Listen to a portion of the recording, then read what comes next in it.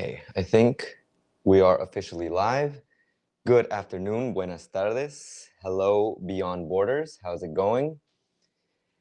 Please let me know if we are actually live because, well, I could probably check that over here. So I always have my phone on hand to be able to check that out. Yes, we are live. Buenas tardes. Good afternoon to everyone. It's been a while, I feel. I was supposed to have the second live stream for the month of May around, I guess, last week, but time just not helping out. And I wanted to make sure that I did it at least this week to start off the month of June. So, buenas tardes, good afternoon to everyone who joins. I do want to also preface the live stream by saying big shout out, big thank you to all channel members, to all Buy Me a Coffee members, to everyone who supports the channel in any way, shape, or form. It's not necessary, but I really appreciate it. It helps out a lot.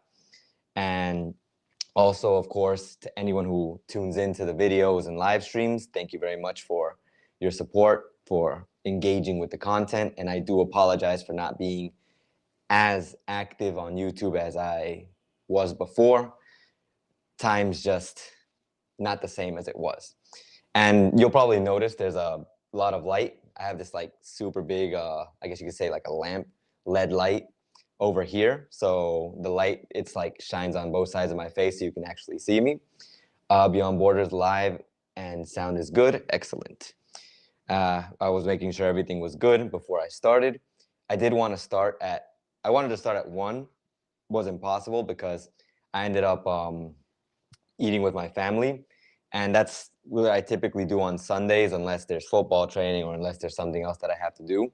But nowadays, since it's a little bit more complicated for me to actually like see them during the day, like the other day was kind of sad. My dad was like, I haven't seen your face all day because I leave at like 7 and then I come back home. And sometimes when I come back home at 2, I have to go back to the academy. And then afterward, it's like immediately at 2:30, I'm back at the academy.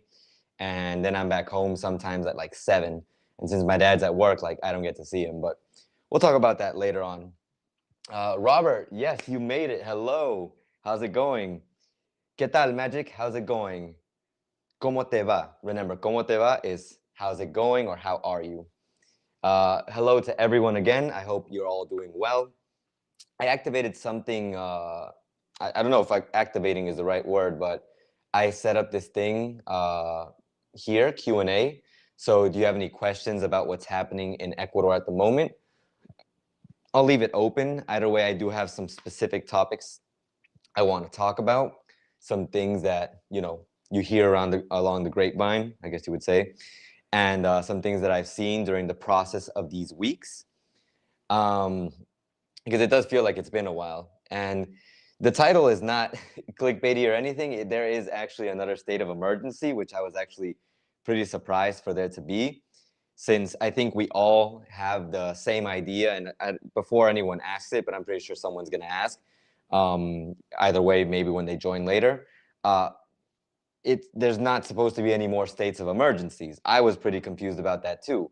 But I think we discussed this also the last time on stream. There's a difference between there being another state of emergency where there's restrictions, and then there's the other difference between the state of emergency where the president just kind of makes it so that the troops can take action. Like he's pretty much mobilizing the army. So this isn't a state of emergency like we had when there was a restriction at night, you couldn't be out at certain hours. No, you can be out until late, you can do what you got to do. There's just there's just included military protection now, which is weird because apparently the state of emergency started a few days ago. Like I think I even saw the earliest article like 10 days ago, but I feel like the military, I haven't seen them out as much as you would assume they would be. Anyways, Isabella, hello, hi. Beyond Borders, do you think Novoa's state of emergencies are actually working? I do want to talk about that. And Lisa, how's it going? I hope you're good. It's good to see you here. I'm actually really glad that you guys made it because sometimes like Robert said, like he made it to this one. Sometimes you guys don't get to make it. Sometimes it becomes late. I understand there's things you have to do. The last live stream was on Mother's Day, so I was really understanding, like even if it weren't like Mother's Day, like I'm understanding if you can't make it because everyone's got things to do. But I do appreciate it when you're here.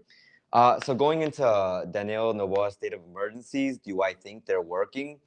That's kind of part of the topic that I want to leave for like personal thoughts. But I will, I guess, give a heads up on saying that I feel like there's a very, I guess you could say, how do you say this? Propaganda style, like where it's working and people see that it's working. But when, like, if you were to promote it out to the, like, to the world, I guess kind of propaganda or news, like people see that it's working. But when you're in the country, it doesn't feel like it's working because of the things that you hear and that you see. But like I said, I'm going to go into some of my thoughts on that, and we'll talk about that later on. Frantz, how's it going? You meant presidential decree. Actually, I mean, it's hard to say because at least what I saw, let me open that up. I wanted to leave that for later, but we'll start off, I guess, with the state of emergency or estado de excepción. Let me change the scene on here, or executive order. Let me show you. So let me see here. Okay, so you should be able to see it now. I'm going to read through it here. I'm actually going to also translate it. Remember, sometimes these sites, they're in Spanish, so you can just use the browser features and change it to English. So here, Ecuador decreed a state of emergency for 7 of its most violent provinces. And I'm sad to say that I actually live in one of those provinces. Sad in the sense that it's unfortunate that we have another state of emergency, and it's unfortunate that we're one of the most violent provinces. But at the same time, it's, I guess, a good thing that we're trying to mitigate these damages, these situations. But realistically, like I said, that's a whole conversation that it feels like things aren't actually like working out the way that we want it to. So what does this state of emergency entail? So first of all, Ecuador has declared a state of emergency in 7 of the country's 24 provinces. The emergency, which allows the deployment of soldiers in the streets, was decreed for 60 days for the coastal provinces of Guayas, El Oro, Santa Elena, Manabí, and Los Rios, and the Amazonian provinces of Sucumbíos and Orellana, in addition to the town of Camilo Ponce Enriquez in the Andean region of Azuay, according to the document released by the presidency, as you can see here. The decree considers that in these areas, acts of systemic violence have become more acute, perpetrated by organized violence groups, terrorist organizations, and non-state belligerent individuals. And the thing, like, this goes into what I really want to talk about in general, my own personal thoughts on the situation.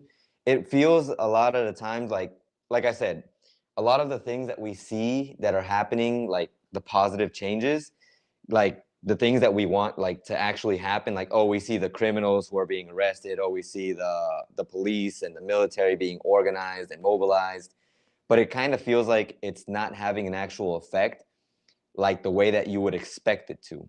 And once again, there's thoughts that I have on this, but it's just kind of stressful to see how it's happening. And I know why people, like, that's why a lot of people are saying that, like, this is Ecuadorian sentiment, of course, not every Ecuadorian, but the people who are kind of like, I guess you could say, not on Daniel Noboa's side. People think that he's not doing a good job. People think he's not doing his job. Like, he's kind of like, you could kind of say like he's showboating. But that leads me into the other thing that I wanted to show you. And that was this. This is in the communication website where when I posted the situation with the 1 month update, it talks about like the things that happen, like it gives you updates on the numbers. But here in this one, this bulletin, the new Ecuador resolves, President Noboa highlighted the achievements of his first 6 months in office. And I want you to keep that number in mind, the 6 months number, because I think that's really important. So basically here, there's a lot of things that are mentioned here, and you'll be able to read it later on. I'll see if I link this site, this specific link. But I wanted to focus on specifically, well, there's one section where he talks about making more jobs. And there's actually something related to that by the other candidate from the presidential election, Jan Topic, something on Twitter. I have a tab open over here so we can check that out.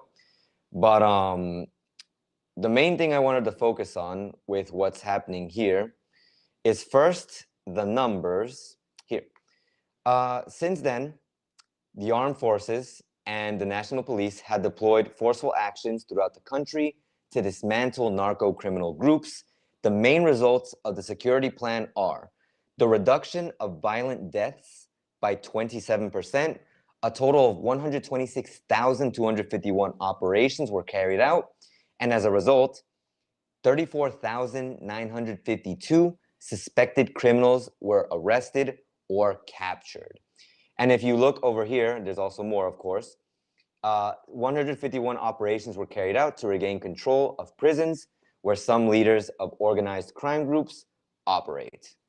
Okay, so let me close down this one because apparently a lot of things are open. So the state of emergency, we just talked about that. We will go back to it in regards to the crime. But yeah, so basically, this is the things that the president has done, and in regards to safety, which I think is one of the most predominant factors that people look at when they make a choice of coming to visit Ecuador, to live in Ecuador, or in general, you know, if you want to know about the country, even if as an Ecuadorian living outside of Ecuador, you have concerns like, how's my country? What's happening? And this is what's happening. This is the situation. At least this is the positive changes that are being made.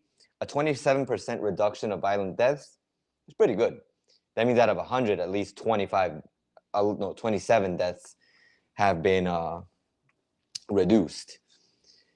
So another thing that I wanted to look at was here, the Ecuadorians' resources managed with transparency. And the main thing that I wanted to focus on, no, it was, I think it's over here. No, yeah, President Noboa recovered the country's institutional framework. So the new Ecuador does not deal with drug trafficking. It does not deal with narco politics. It does not deal with terrorists or any of their historical disguises. So the way that I see that is when he says this historical disguises, it's kind of like the people who are infiltrated in politics, including, of course, when we talk about narco politics, that's pretty much like the key point there. Like there's people who are disguised as, you know, not disguised, but they're politicians who are not doing the right things for the country, and they're kind of just here making things worse. So it's like, in my mind, it's like a disguise. That's the way I interpret it, of course. And this was the other thing that I wanted to focus on. Let's remember one thing. We are not the majority. The majority is outside. Most are supportive, most believe we can be better, and most walk with me like they walked this morning. So that goes into that goes in conjunction with what he says here. It's not just about cleansing the public institutions of corruption, but it's also time to not return to the past. Because a lot of the people seem to be, there's always this conversation that people have where we talk about, and I think people like in comments that I've had on the channel, they mention about how Ecuador was peaceful a few years ago, how the situation wasn't so bad. You wouldn't hear about violent deaths and like at that level. But if you think back to the past of why things were like that because you could say we were being permissive behind the scenes.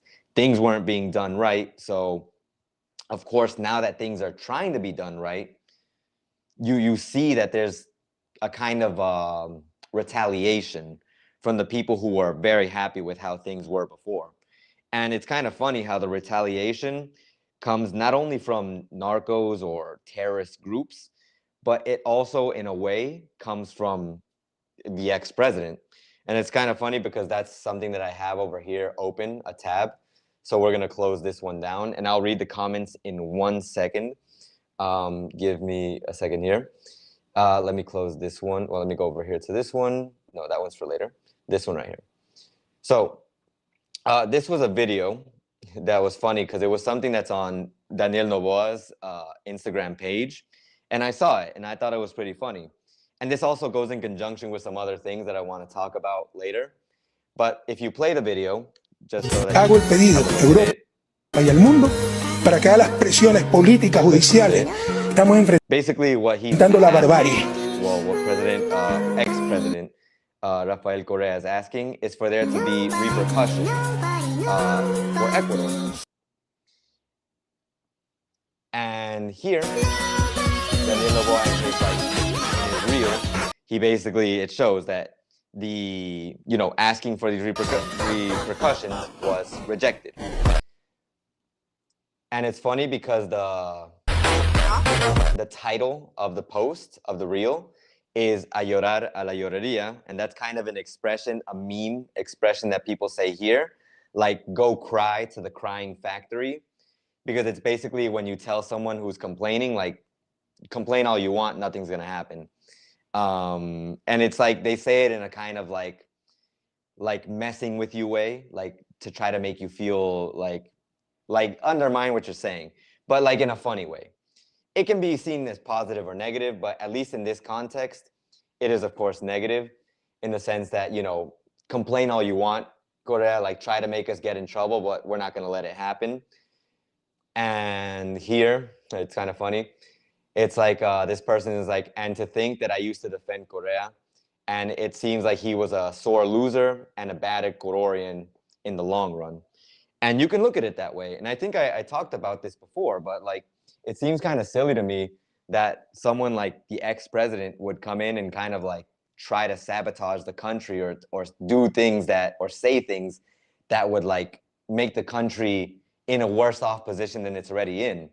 But I also did get a lot of feedback on that situation of people saying like, it's politics. When it comes to politics and politicians, as long as they somehow come out on top, they don't mind sinking some people along the process, which I think is terrible, to be honest. But it's a thing. So yeah. But there's something with this video, and once again, going into what I wanted to talk about with Jan topic, which I'll open that up now. But first, let me read some of the comments. Beyond borders, having the military playing a larger role in security in some areas is the whole purpose of the tax increase. I know. That's why people are upset and frustrated that they don't feel like the actions are actually being taken or that the situation has actually really changed. Like I said, we'll talk about that in a bit. Yes, I believe it's a decree. Beyond borders, it seems to me when listening to the news that only the small pawns are the ones suffering from the post-state of emergencies and the new decrees. That's why a lot of people think, like the way I see this is a lot of people think that there's a big emphasis kind of like, since Daniel Noboa is a businessman and, millionaire, billionaire, I don't know, he's got a lot of money, that basically what he's doing is beneficial to him. It's beneficial to people who have big business, to people with money. But for everyone else, it's kind of like, good luck. We hope things get better for you.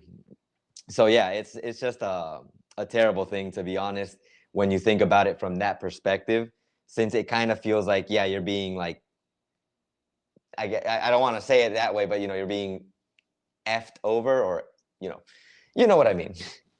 So Magic asks how many of, oops, I pulled down the live chat. How many of these deaths are foreigners or tourists? I wouldn't be able to tell you because it doesn't specify those numbers here on the things that I have, on the posts that I have open. But if I had to speculate, it's definitely not the larger majority.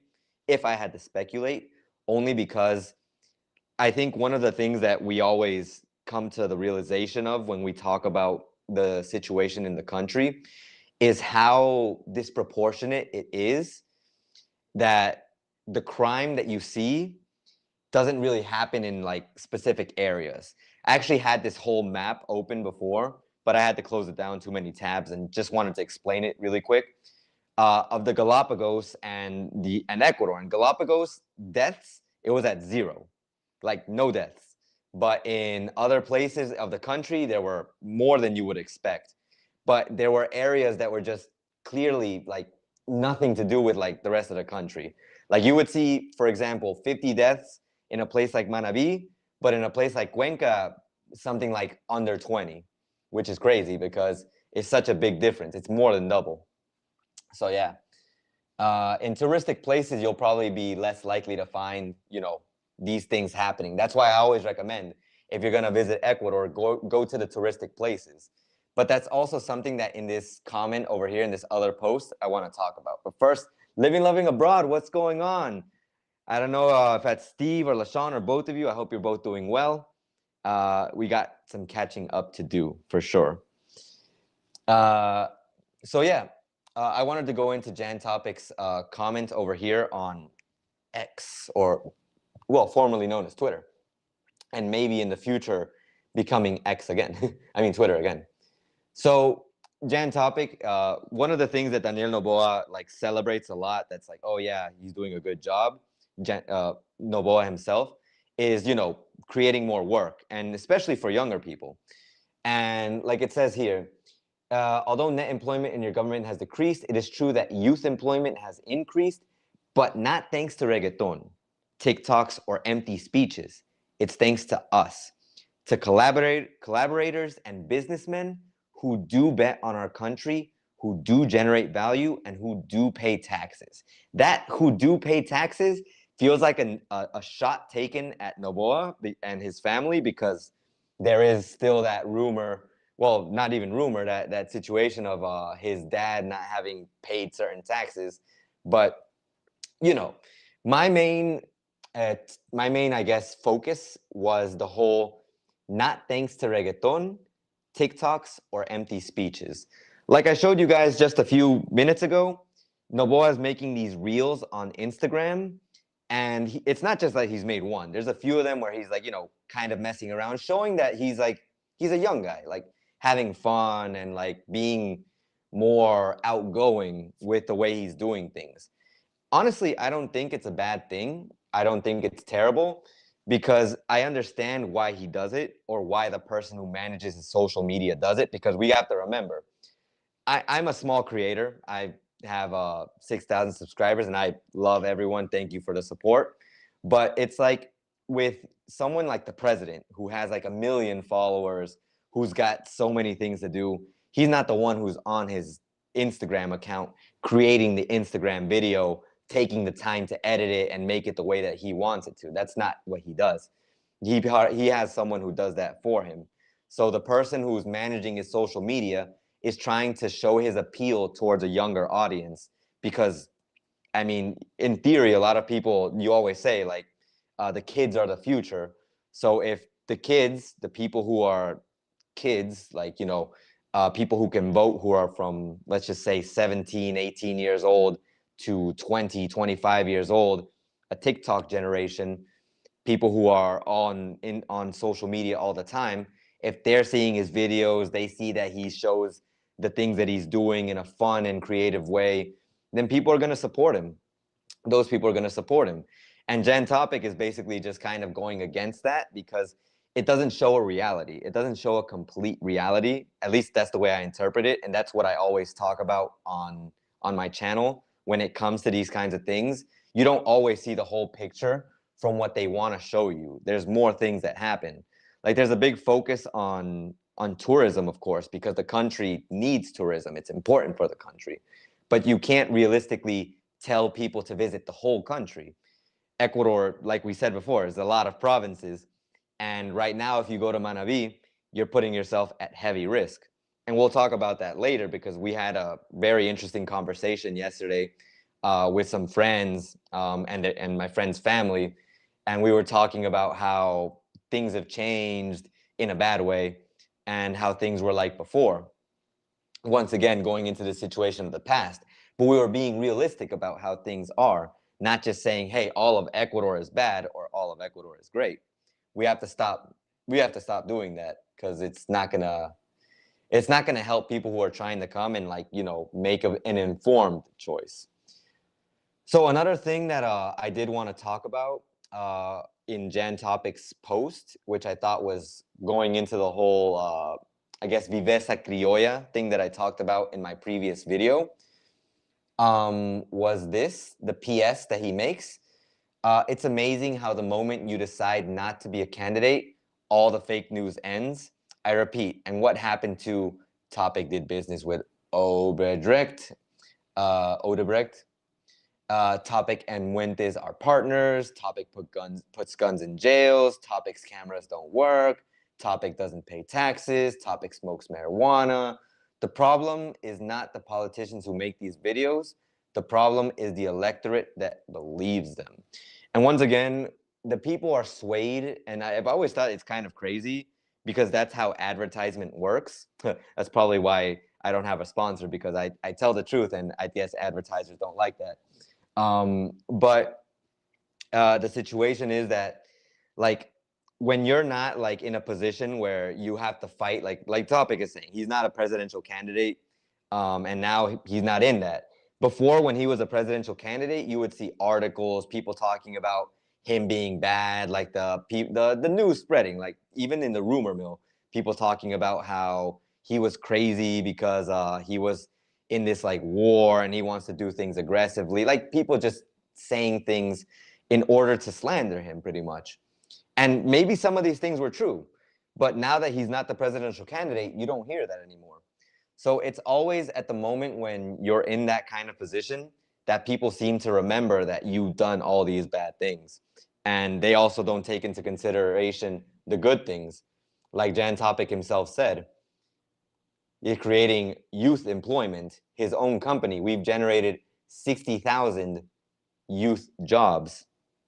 So, you know, it's something that we as people, and since the United States, I'm pretty sure since a lot of my audience is in the States, I don't have to be the one to tell you this, I guess, because I think you know much more than I do in that aspect, that when it comes to elections, don't always just look at what they're showing you, because anyone can show you their good side. Take into consideration the things that they've done in the past as well.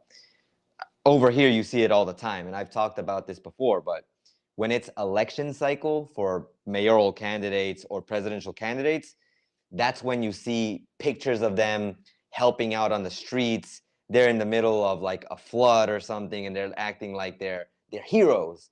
There's amazing pictures of them. And people see that and they're like, oh my God, this person is great. Well, not anymore, because I don't trust that. But the reality is, who were they before that? Like, what were they doing before that? That's why, like, if it's someone who their whole life, like who the process before they were presidential candidate, like maybe when the next, like, for example, like right now, the next presidential candidate comes in, who knows who's going to win? But let's suppose X person wins. Okay, so everyone else who wants to participate for the next election, they don't have to, they shouldn't wait until the very last minute to start doing things like, oh, I'm going to help out on the streets 1 month before the election. No, they should be helping out since the very moment the next candidate got into office, to show that they're actually interested in that, and not just, oh, when it's time, we're going to show and act like we care, but we don't actually care. We just want people to think that we care. That's not the reality. And a lot of people are sold on the fake image. And I think that's what Topic is pretty much trying to make clear in this post. So yeah, there's that. I also wanted to talk about this, which might not be 100% related to that, but it does have to do with what I talked about with Viveza Criolla, the whole situation with, like I've talked about before, how people, well, I talked about it in the last video. I don't want to go into it. If you want to watch that, definitely check out that video. It's what destroys Latin American culture. Very important topic if you haven't seen it. But here, this post on Reddit, once again goes into that idea of both corruption and viveza criolla, which I think are like hand in hand. So basically, the ECU 911, ECU 911, for people who don't know what that is, That is an entity that exists in Ecuador that supervises the streets of Ecuador. There's these cameras that are called the Ojo de Águila, or the hawk eyes. And these cameras, they watch to see what's happening on the streets. Realistically, I don't even know if they actually do anything, because sometimes you want to check the cameras and it's a whole process to be able to check it. And even when like people like supposedly they're supervising an area, things happen in that area, and then nothing happens. Corruption at its finest. But anyways, the point being here that this post is saying that the people from Ecu 911 are basically selling the information. Like, suppose someone dies on the street because of a unlifing attempt or because of a car accident. The funeral home is already informed by the Ecu 911, because apparently there's like a bounty program. You get affiliate, I don't know what to call it, but it's like a bounty. Like, you tell us and we'll give you money for telling us, because the person obviously then contracts the service of this funeral home. And it's just pretty terrible. That's why it's saying here, like, it's like they found out that you get paid like $150 per dead person for reporting the dead person, and that's not something you should do. That's something crazy. I think that's not right. That's not ethically right. Economically, of course, people don't. That's the thing. Everything that happens in relation to viveza criolla, I feel, is always going to be linked with a desire to make money. Because if you do something that's not right, there's a chance that you'll make money from doing it. So yeah, there's that. So that's the situation with this. Once again, going into that whole viveza criolla. Let's see here. Nicole, hello. Sorry, late. Nicole Knight. What's the emergency? Apparently, there are 7 provinces that have a state of emergency enacted, where the military will have heavier presence. The 2 main ones that people will probably mention are Guayas and Manabí. But there are others. I already closed down that tab, so I don't have them open. So you can check that out later. But just understand that it's 60 days, increased military presence, and there are no restrictions to movement. It's just more military presence, which I feel is necessary. And I feel with the tax that we're paying should already have been happening, but who knows? Maybe this tax increase is funding the states of emergency. Who knows? So beyond borders, I agree with you. People need to do their research on all candidates they're supposed to vote for, research their criminal history and political record, including their voting record on bills and laws. Yes. I find it so weird because at least I know in the States, everything is very like, you can find the information like a lot easier than you can over here. Sometimes over here, it's kind of hidden between paperwork and stuff like that, and you won't really know. But I feel like in the States, everything is just so public in a way that you can see it a lot easier than you can over here. Just my thoughts, of course. I might be wrong. But at least I'm pretty sure everyone who's a presidential candidate, you know everything you need to know about them. Even if you just go through their Twitter, you might find everything you need to know. Let's see here. Emily Deschamps. Hi, Ace. I am wondering the whereabouts. ¿Qué pasó con el señor Don Gringo? If you mean Don Shader, Don Shader is not here right now, but brother, if you see this live stream, I hope you're doing good. I hope everything is all right, and hope to see you soon whenever I get a chance to have some free time and get to Manta. But Don Shader's fine. He's in Manta. I will share the sad news for anyone who's not in the Facebook groups of Manta and groups like that. Mark Bradbury, he passed away last week on Thursday, and he was a really good friend of Don's. Don and him were really good friends. I didn't get a chance to be like as good a friend as Don was, but he was someone that I knew, someone who I had a chance to talk to. We shared breakfast together. There's a picture in my community tab where we shared breakfast together. And I would like to take this second right now to honor his memory and, just say that you will be missed, Mark, and I hope that your family does well, because I know it's hard to lose a family member. I don't think it would be easy to anyone, but yeah. So yeah, that was something that happened last week, and I know Don was feeling low about it, so I sent Don a message and I told him to not, to not feel bad, because Don was really, really helping a lot. Like, for anyone who doesn't know, Don was visiting Mark weekly. He was helping them out with the situation when Mark, they knew that Mark wasn't going to be okay and he was going to have these hospital expenses. He set up like a fundraiser, and he got a lot of money to help Mark's wife and their child, because he does have a daughter, like little girl.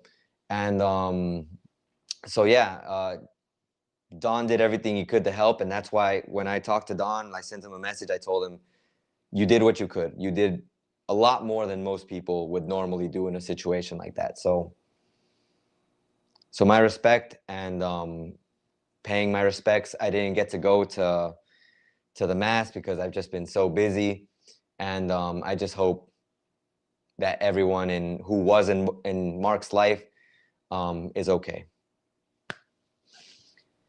So yeah, living, loving abroad here in Santa Elena. It's active. Yes, that is the state of emergency. Thank you for letting us know about that. Over here, it's active. I just feel like I haven't seen a lot of action, but maybe it's I'm overthinking it sometimes, and I feel like more should be done, and I'm just seeing less of what I think should be more. Gracias, you're welcome. Robert, that was really tragic and so sad. It was, leaving behind your daughter, like we had hope, because he was gonna be there for his daughter, and he had that motivation, but it's just tough. So yeah, moving on to a little bit more things that we have to talk about. One of the things Jan Topic mentioned was this expression, keep your ear to the grindstone. I didn't know that meant to work really hard, but I thought it was an interesting expression, so I had that tab open over here. Let's move on to this other Reddit post, which was a question 8 days ago about why is Ecuador so unsafe? Interesting question, right? And it's included here, and has Noboa done anything? So I'm learning more about Ecuador after coming across the Instagram page of Lavinia Balbonesi, your first lady, and I have some questions. Why is there a state of emergency? Is it the same situation as drug lords in Mexico? I had no idea Ecuador is like that. Has Noboa done anything? I have a feeling he wants to be like Bukele, but I'm not sure Ecuadorians think the same. We've talked about this before, and honestly, it's not that Noboa is trying to be like Bukele. He even said it himself. He is not Bukele. And he plans on doing things in a constitutionally correct way. That's Noboa's words, of course. By the way, hello, Pepe. Did we find the real name of Richard Jackson Lewis III, American shot in Manta? I wouldn't be able to tell you because I haven't done my research, other than knowing what happened, which was that for trying to defend himself, that situation happened. But I wouldn't be able to know. I'm pretty sure the people in the Manta group already know, and people who know him are probably in the Manta group and might be able to give more information on that, if they're willing, of course, because sometimes you'd rather not share information that could put people at risk. And who knows if that could be something that could put someone at risk. Daniel, how's it going? Hello. Hope everything is well. Emily, so sad, sending love and prayers. Thank you, Emily. And I'm sure his family thanks you too. So going into one of the answers, because there were some top answers here to this question. The first one, which was one of the more powerful ones, there's actually one that has more, and I thought it was pretty funny. But I also know why the people say it. Because lots of the police are bought off. and they are corrupt in the way that regular civilians get in trouble for silly things, but killers and drug lords are getting off with warnings. Even if there is proof, criminals get away most of the time. The laws are not reinforced most of the time, so it's not fair like in the US. Yes, it's dangerous, but like in Mexico, you can have a great vacation visiting Ecuador. It is truly beautiful and has 4 different geographic regions, so lots to explore. People are warm and friendly. So this comment basically summarizes what I say in most of my videos when I talk about the situation. Police don't do their job. They're either corrupt, bought off, or they're just not good. And of course, there are exceptions. With all of these, understand, there will be exceptions. But the general rule of thumb, what you know as an Ecuadorian living here, or as someone who's not Ecuadorian but has lived here long enough and integrated to know that this is the reality, you know that the police, that's the problem. You know that it's not fair because as a regular civilian, if I am driving my motorcycle and because, I don't know, my tire looks a little bit smooth because maybe it's just been there for a long time and I just haven't had the chance to change it, the police is going to stop me, but they're going to let the 2 people with no helmets and who have the typical appearance of a criminal here, because yes, there is a stereotypical appearance of criminals here in Ecuador. They're going to let those criminals pass by, and I'm going to get in trouble for my slightly smooth tire. So it's not fair. The drug lords get warnings, and I've talked about this before. Even if they're caught, they go to jail, and jail is like their new house. And even when they are in jail, they have connections, so they pay off a judge, and they're out of jail in months for a crime like ending a life. And I'm pretty sure anyone in the States would be like, that doesn't happen, not like that. But it happens over here. That's why I like the comparison over here where it says, so it's not fair like in the US.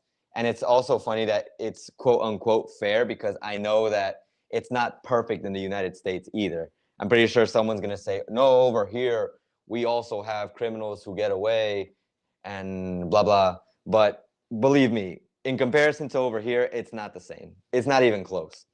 Over there, like you can't pass a red light. You're going to get in trouble for that. Over here, you can pass a red light constantly in front of the police and not get in trouble for it. So with exceptions, of course, once again, exceptions. But it's really crazy how big the difference can be, that and you notice it when you're over here. And it's also crazy to make a comparison and someone say like, no, over here it's also bad. Believe me, it's not the same. It is not the same. If you're someone who is very much into justice, you're going to feel really ripped off over here by the things that you see in that aspect. And yeah, then there's also the contradiction where it says, yes, it's dangerous, but like in Mexico, you can have a great vacation. And I've said that before too. There are very good places that you can visit that are going to be fine. And I don't remember if it was in this post, but I remember someone said, yeah, you can visit a city like Cuenca. And then someone else said, no, don't mention Cuenca. We don't want your criminals over here, or something like that, something along the lines of that. And it was funny because I thought about it. And sometimes when I make the suggestion to visit the safe places, I forget that that could also invite people who maybe don't have the best intentions to go to the places that people think are safe. It's just a reality. There's no way to make this a perfect recommendation. Even if I'm trying to help, it's not always going to be perfect. So, it's just something that's unfortunate, like an unfortunate consequence of being a good place. The fact that that could invite people who aren't so good to your good place. So, just be ready for that. I also wanted to look at another comment.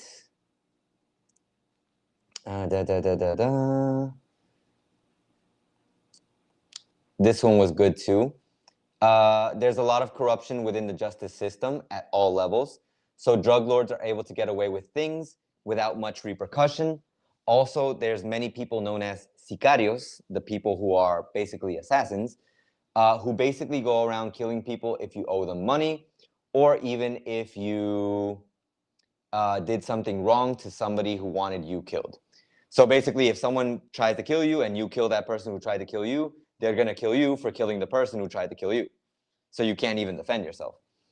The problem is sometimes you can be at the wrong place at the wrong time. I've talked about this before.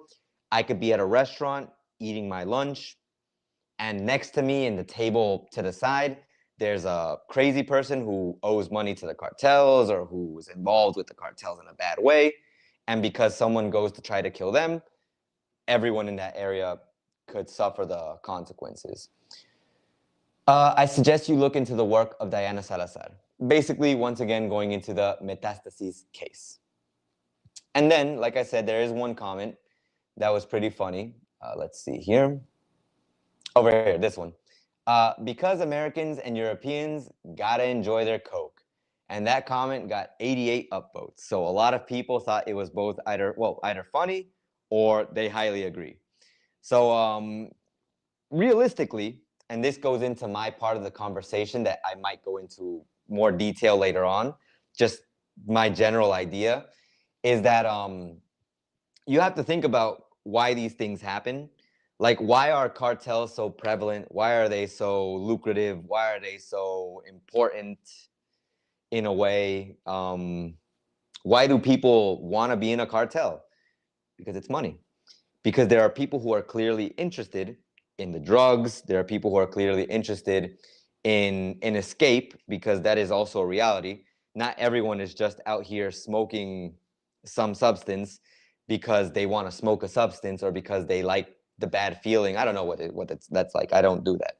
But the point being that not everyone is out here, like doing these things, and it's not like everyone's going to get the same, I guess you could say, result from it. For us, for people who don't do these things, we have to kind of see how that affects society. And for the people who are doing it, they're not all the same.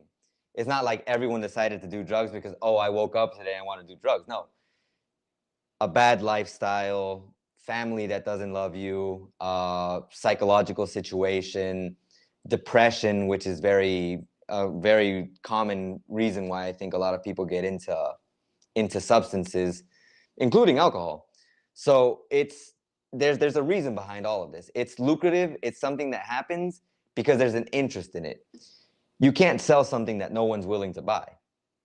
Just look at it like that. So yeah, I thought it was pretty an interesting and funny comment. I don't know what anyone else might think in the comment section, but I thought it was pretty interesting. So yeah, and the other thing that I wanted to talk about, now that we understand the crime situation, like I said, the summary to if you want to visit Ecuador is keep this in mind. It's a great place to visit. You just have to know exactly where you're going. And I'll go into more detail if you want, but I do want to talk about the energy crisis. And this is some of the threats posed by Coca-Cola, the power plant, the situation that's happening right now. We look at each bullet point.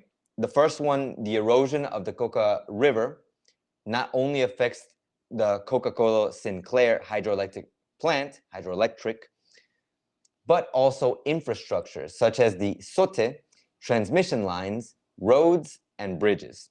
So there's a situation with erosion, which is not helping out the power plant, which is also making it difficult for us to get power the way we want it to.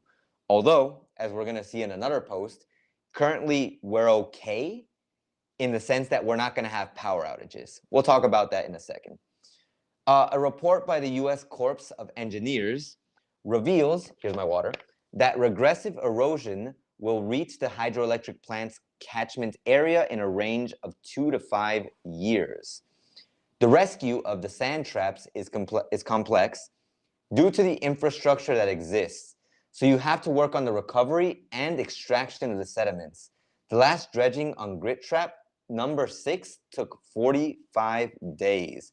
Remember when I talked about the energy crisis and how long it could take to fix the plant? There you go.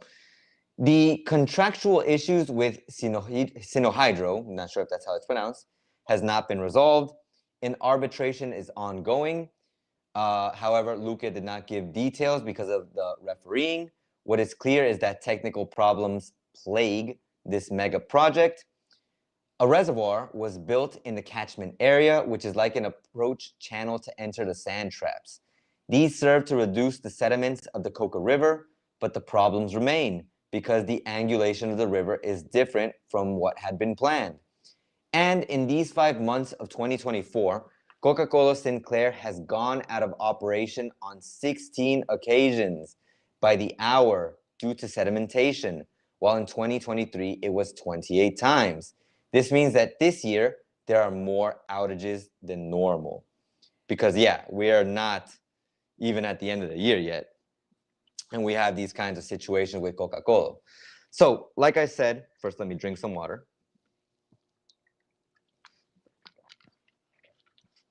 I am still kind of scratchy throat sick. So I do apologize if my voice isn't great and if I have to drink water from time to time because, you know, things not good in my throat. So let's see here. Let me translate this page. So the Minister of Energy announces that Ecuador will have one more week without blackouts starting on June 2nd. So even though we're still technically in the energy crisis, I can tell you this much from where I'm sitting, we have not had power outages. And I've only heard that areas in the countryside have been having power outages. And now, according to this, there will not be power outages this week until June 9th. The level of the reservoirs has improved. Coca-Cola generates without problems. We are making forecasts for the next dry season. And that's what the minister said in regards to the energy situation. But that goes in hand with the post over here, with the article, that the Minister of Energy says it's time to sort out Coca-Cola Sinclair's future. So let me look here. It is time to make decisions. We can't be on that standby that we don't receive a power plant. If it's a private sector to operate it, we're going to do it. If we receive it, start operating it and contract reconstruction work or whatever needs to be done, it has to be done. Let me see here. And over here, something that I also thought was really important is, I think this one. Luque was more in favor of the option of a private company operating this hydroelectric plant after seeing how Termogas Machala works and some thermoelectric generation plants in Guayaquil, which he has been visiting these weeks. In this sense, he said that they are approving a regulation on strategic alliances so that a private company can come, receive infrastructure, make the investments it has to invest, take care of the operation and maintenance, and charge a fee for that value.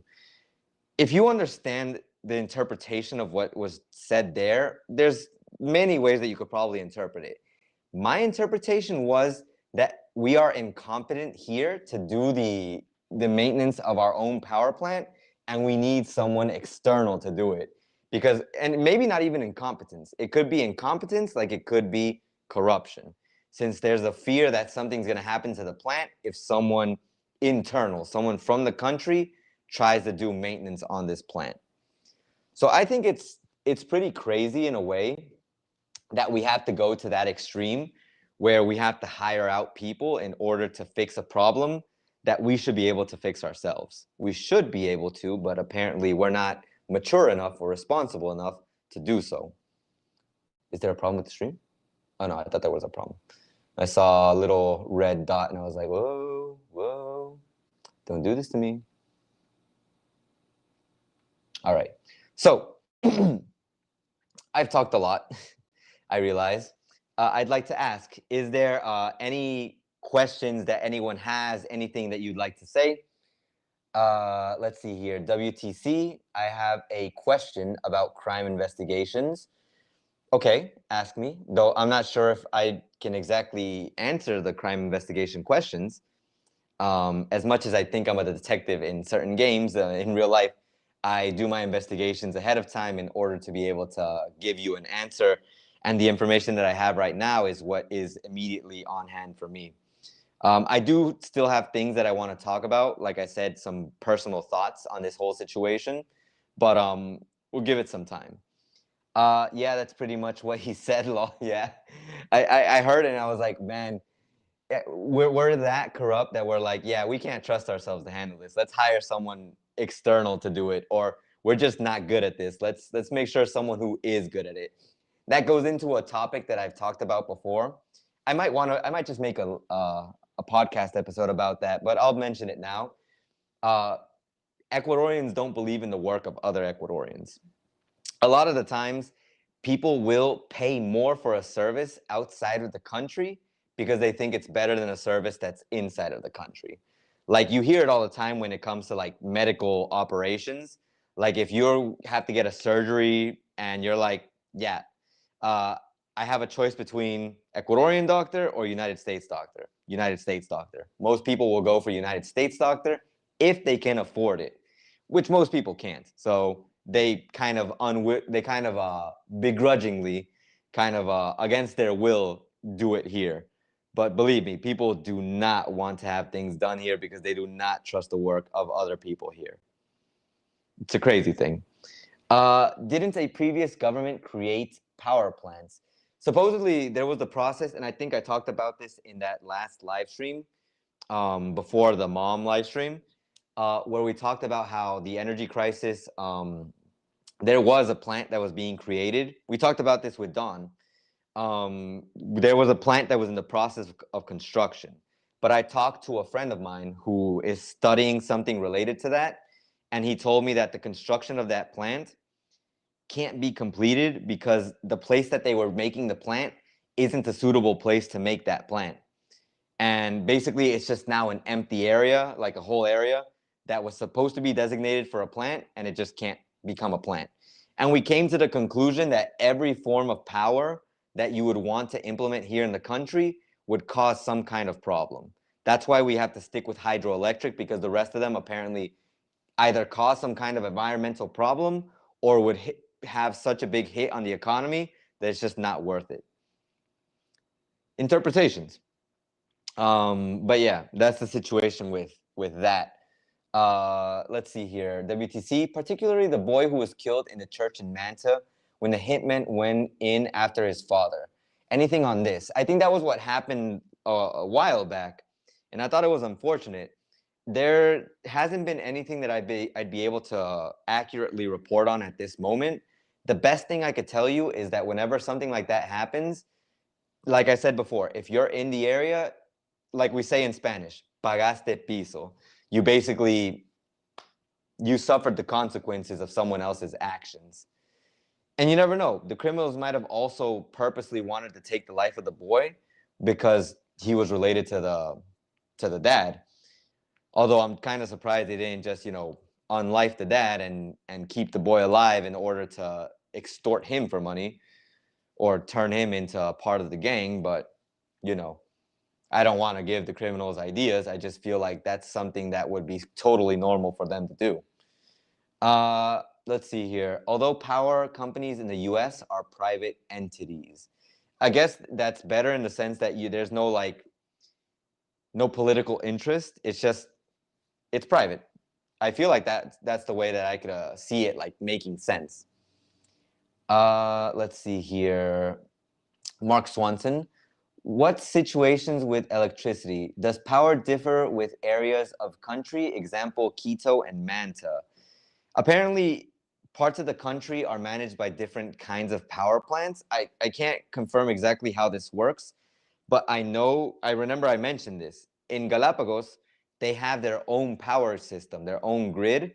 So they don't even need to work. They didn't even know there was a blackout in this part of the country. Of course, if they were paying attention to the news, they knew, but it's like they didn't feel it at all.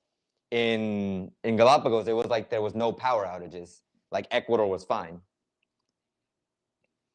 So every area kind of is managed by a different kind of power, I guess you could say company, but the power that they're receiving is from the main plant, the way that I understand it, which in this case is Coca-Cola and others in around the country.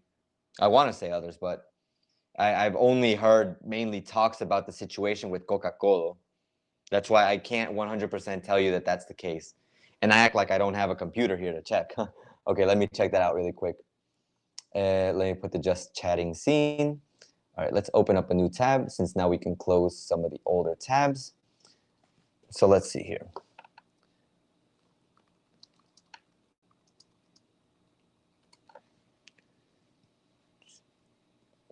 So here, Ecuador's sources of power, let's see here, are hydroelectric, wind, and thermal. In conclusion, electricity generation in Ecuador is based on a combination of renewable and non-renewable resources. The main sources include hydropower, wind, and thermal power. In addition, methods such as cogeneration and distributed generation are used to maximize the efficiency and sustainability of the system. I mean, I would love to know the specific plants, though, that they use in order to get this. Let's see here.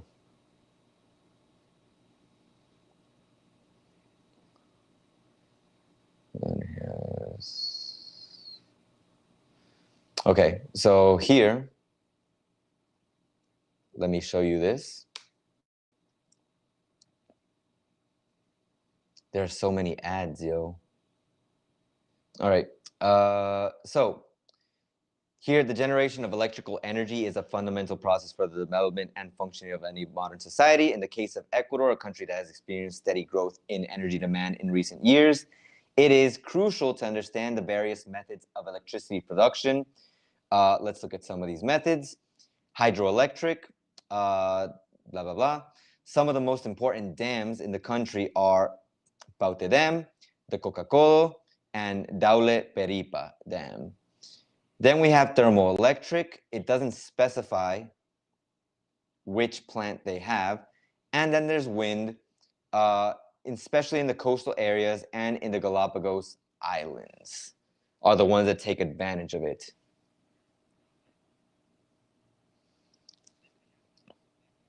Let's see here. Michael, hello. Hi, Ace. I'm from the States and planning on visiting Manta for a week next week with my mom. Awesome. Is it safe if we only go out during the day? That is part of my conversation. Okay, let's talk about this. So safety. Safety is looking good if you're cautious. As I always say, the main recommendations I would give is go to the safest parts of the country, of course. Galapagos, we talk about Cuenca, Mindo, and places like that. But if you're planning on visiting Manta or any city in the coast, which is currently, a bit dangerous, at least the advantage is that we have this state of emergency, increased military presence. But yes, the general consensus is to go out during the day. The latest hour you should be out on the streets, even considering walking, is at around 6. Like past 6, no more. Don't think about it. If you have to take a taxi, even if it's only like 2 or 3 blocks away, just don't risk your safety, your well-being. Just do it. If you want to risk it, remember, I tried to help. But yeah, definitely if you go out during the day, it's considered to be safer. And we talked about this yesterday with some friends. I had a meeting. I was at a birthday party, and we were talking about the difference between the safety now and before. And before, people would say that, yeah, you could go out until later, walk around, and it would be fine. Now you can't go out past 6, maybe 7, and without having to risk something happening to you. I wouldn't go as far into 7, like as to say 7, just because it starts to get dark and you don't want to be out when it's dark. At least walking around. If you have your car, if you have a motorcycle, if you're not going into these desolate areas, like, there are exceptions, and there are parts of the country that are even more exceptions. But I always tell myself, and I always ask myself also, like, I tell myself don't risk it, and I ask myself, why do people risk it? Like, why do people think that you're gonna be the exception, that I tell you don't go out at 7, you're like, you know what? He's saying that because something happened to someone, but that's not gonna happen to me. Don't think like that. Think that it could happen to you and just avoid it, because there's no need to put yourself at risk. I don't want anyone coming into the country and taking a bad experience with them and telling everyone that the country is bad.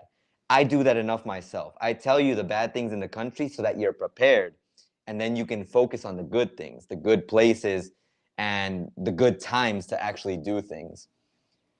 That's why I sometimes feel like there's this misconception. Maybe people think that, you know, I have a problem with the country, or I'm negative about it. I'm just being honest about it, so that way you don't get yourself into a situation that you don't want to be in. So yeah, Lisa, some of the power companies in the US are actually cooperatives, which is pretty cool. I used to get my electricity from a cooperative called Trico, and I still get a little dividend check every year. Oh, that's cool. I didn't know that's how it worked. Over here, I'm just used to just got my power company and we're done. The CENEL, as we call it, because that's what it is, CNEL, CENEL. Oak Bison Builds, my boy, how are you? David, is that you? Everything's good. Hope everything's going good with you too, bro. Mark Swanson, what about solar? Solar is not a thing over here. At least not at a level where you could say that it's a thing. You might find people who have it, but it's not a big thing over here. We talked about that in the last, like I said, the last live stream when we talked about the crisis, the energy crisis specifically, where it's just too expensive to have your own power grid, like your own solar power grid. Let's see here. WTC, no, it wasn't. It was the girl who went to the beach and never came back. She was found unlived. Roadside, she was dirty, and the sicarios went to the church to kill her stepfather. Man, that's terrible. Oh boy. Like I said, people do end up suffering the consequences of sicariato. Daniel, is Selena's biggest celebration in Ecuador? What do you mean? Explain to me, Daniel. Divina, childhood trauma that is unresolved. Which one? Michael, thanks, Ace. That was helpful. I'm glad to be able to help. I do have my concerns still about the situation here in the coast more than anything, because a lot of the crime that you hear happening, and this was, I keep forgetting to mention this part, every part.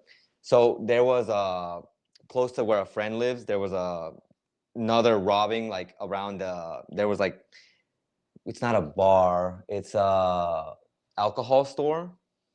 So there was a robbing there, and the people when we were talking in the group, we said, like, there was something we were talking with my coworkers. Now I remember. They were like, why were they open at that time? Everyone knows that past 9 in a desolate street, you should not be open. You're asking to get robbed. It's the reality. Let's see here. That was something that happened that I heard yesterday. And like I said, we had this conversation. The road to Santo Domingo is apparently very dangerous right now, not recommended. And like we talked about earlier, because of the state of emergency, you want to avoid places like Guayaquil and Manabí. Like, you can come, but like there's going to be military presence, which is going to be good. But remember, it is considered to be dangerous.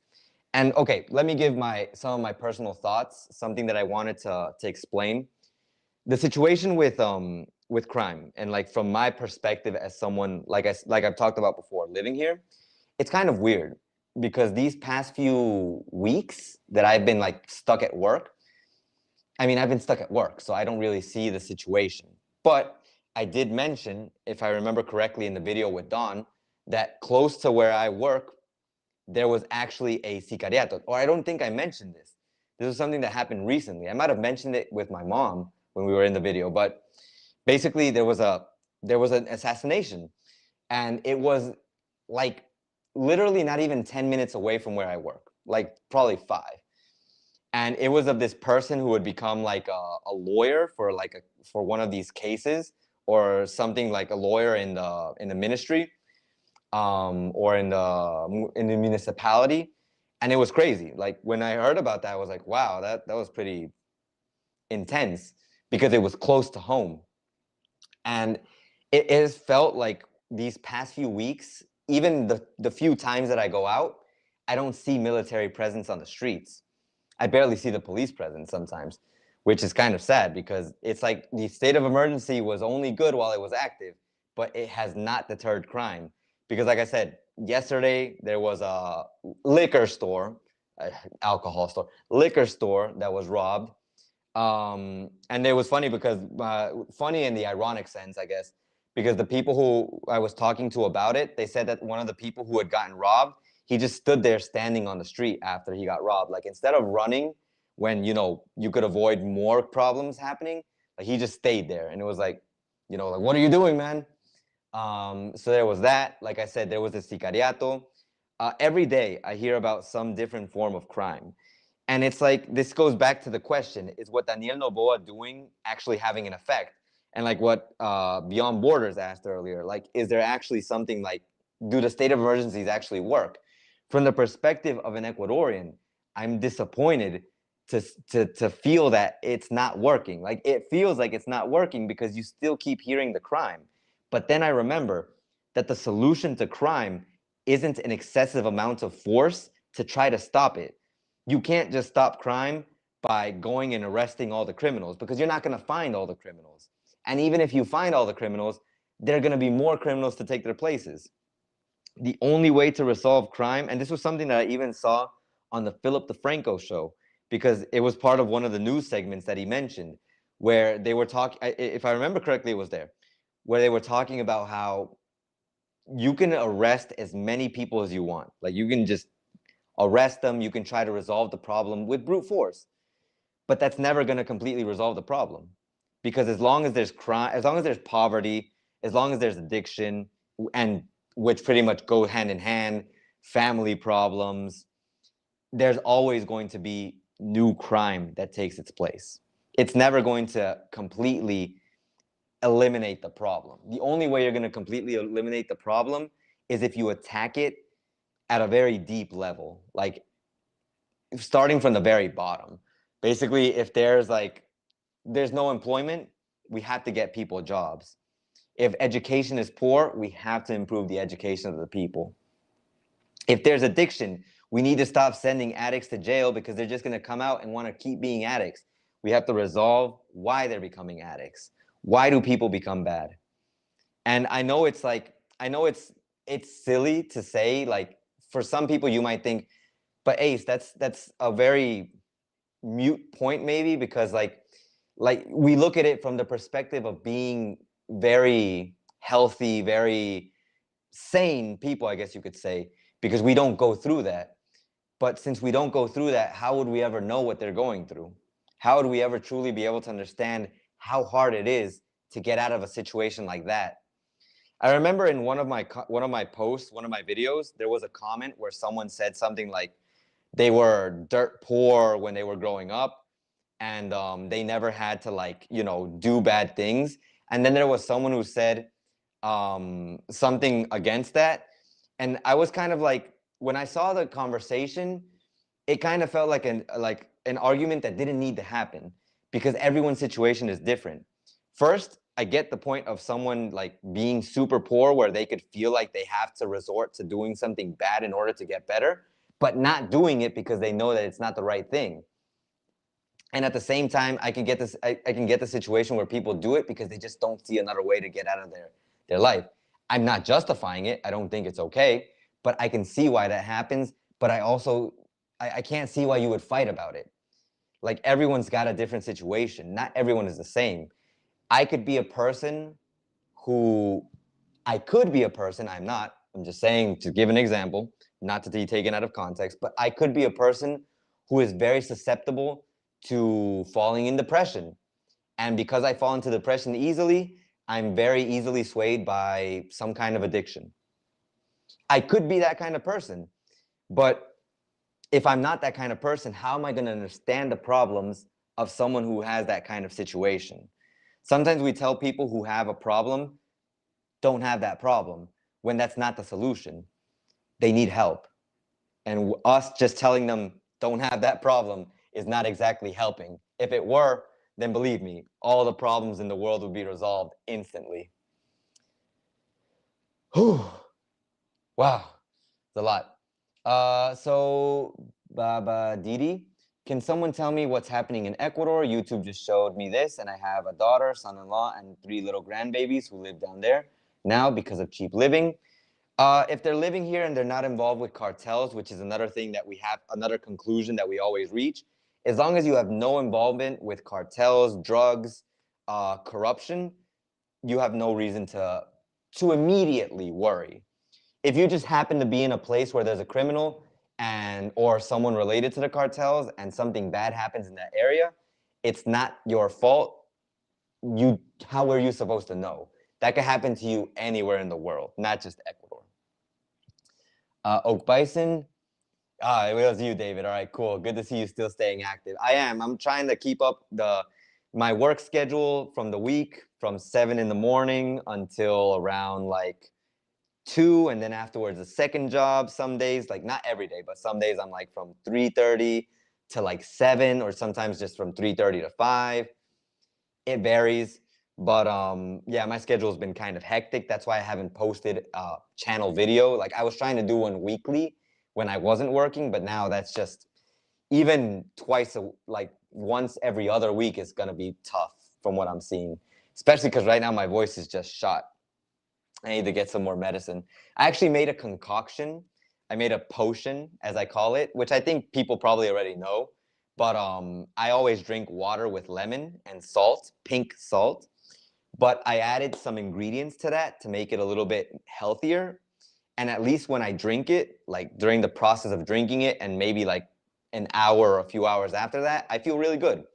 And I'm not going to be greedy and not share it. I'm going to tell you guys, obviously, because I love you guys and I want you guys to be healthy too. So remember, there's water, lemon or lime, pink salt. I only put in like 5 pinches of pink salt, but that's 2 lemons and a big bowl. And then I also have started adding in honey, 1 teaspoon of honey. And I also add, well, not all the time because it's hard to make it. I add tea. So I make it in like a tea brew. So tea, lemon, pink salt, and honey. And that's done wonders for me when I've been sick these days.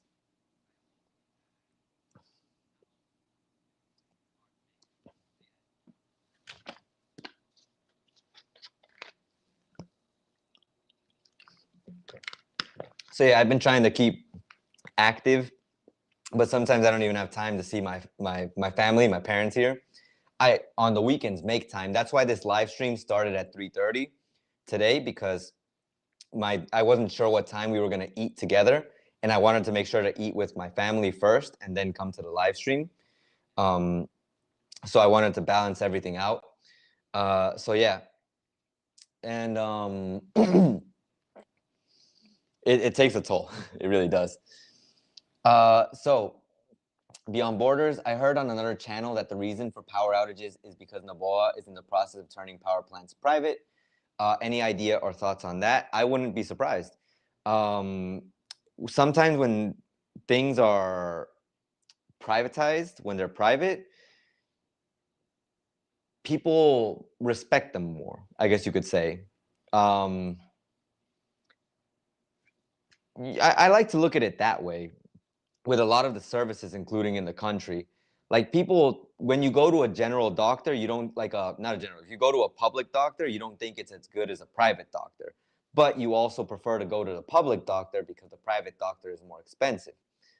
So it has its benefits in the sense that at least the perception will be different. And maybe going into what we talked about earlier, maybe with this and the whole having external sources manage the plants, like maintenance and stuff like that, there will be like an improvement in the situation, and we won't have to worry about sabotage or any kind of situation. But we don't know. We honestly don't know what the situation is going to be like. I can't confirm. I just think that it's not a terrible idea, but people are not going to like it. People don't like it when you take away things from them.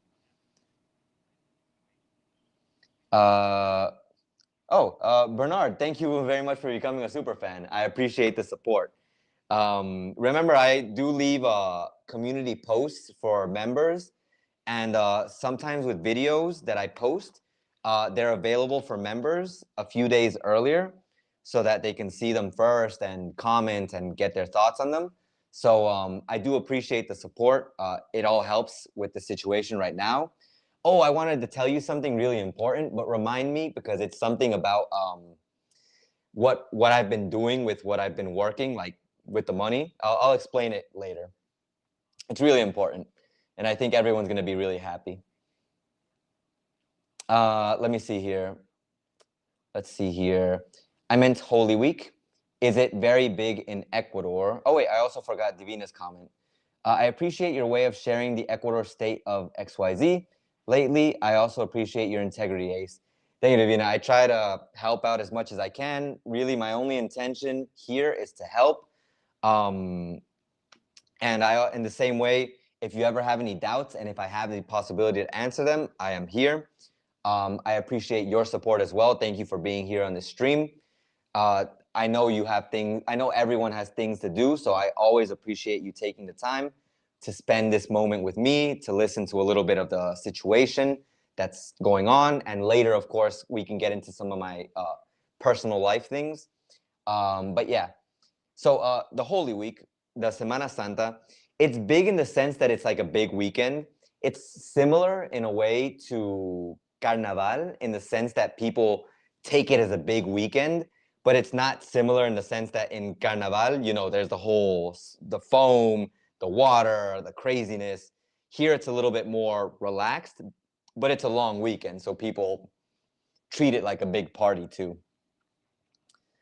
Magic, I think the president of Nicaragua would disagree, but I 100% agree with you about how to end crime. It's easier to raise healthy children into great people than to fix broken adults. Yeah, the president of Nicaragua definitely would not agree with what I'm saying. It's just that I feel like with the way that we were doing things and like here, like if crime were to have like wanted to stop, it would have stopped. But we're still seeing it. Like every day there's still news like about some kind of robbery, crime on an extreme level. It's kind of like that's why as an Ecuadorian, like living here and like I don't see it personally. Like it's not like, oh, it happened in my face, but I know it's here because I've seen it happen. I hear the news, people share it. The horrible video that I saw on my first few days of work of a bus driver getting unlifed because he didn't want to let himself get robbed on the bus, and then he let himself get robbed, and the criminal still decided to do that. Like how do you justify these things when you're supposed to be seeing a change, a positive change in the country? How do you say that the situation is okay after seeing something like that? And this guy was unlifed in front of his daughter. Like, how do you rationally say that the situation is okay? That's why I can never truly say that the situation is perfect, because it's not. And it's not right to say it is, because it would be lying and it wouldn't be good for the people who are coming to the country.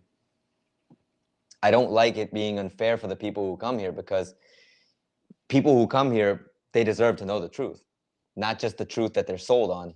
Like I talked about before with the previous video. If you have not watched my previous video on the situation that destroys Latin American culture, please, after this live stream, go check it out. Believe me, it's important. Living, loving abroad. After 20 in criminal justice work, arresting people doesn't solve the problem. You have to solve the poverty, addiction, and education issues. Well said, brother.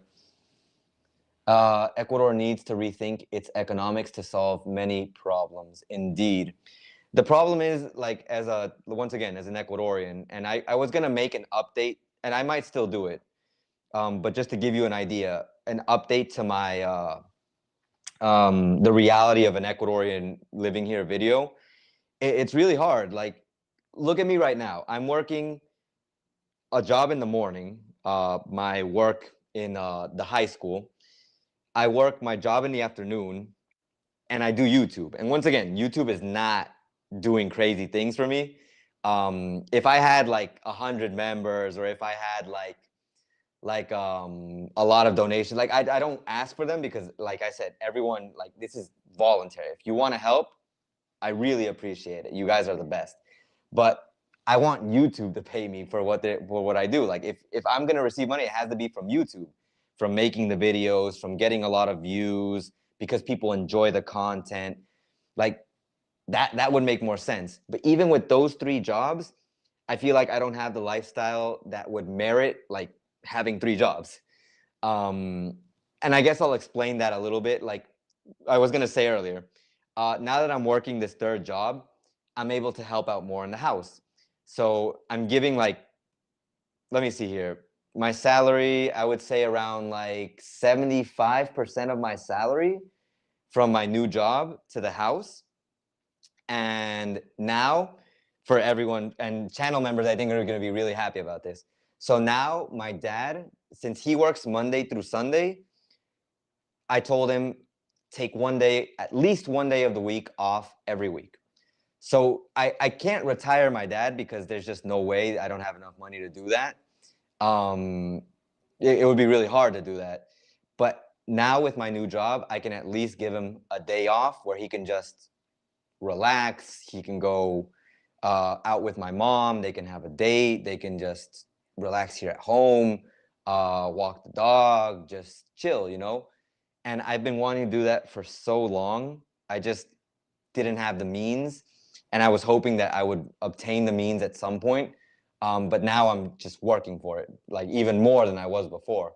Because with the videos, and now with the job and the other job, it's like, with that, I feel like I've been able to resolve a big issue in my mind, which is my dad having to work too much. And I mean, the country, he's not making a lot of money like from that job. So now it's like he gets to take a break. And for me, that was really important. And that was something I wanted to communicate with channel members and with everyone who's here, honestly, because it's important to me. It's something that is very important to me. Like, I really wanted him to take that break, because he's been working for so long, and I felt like he deserved it.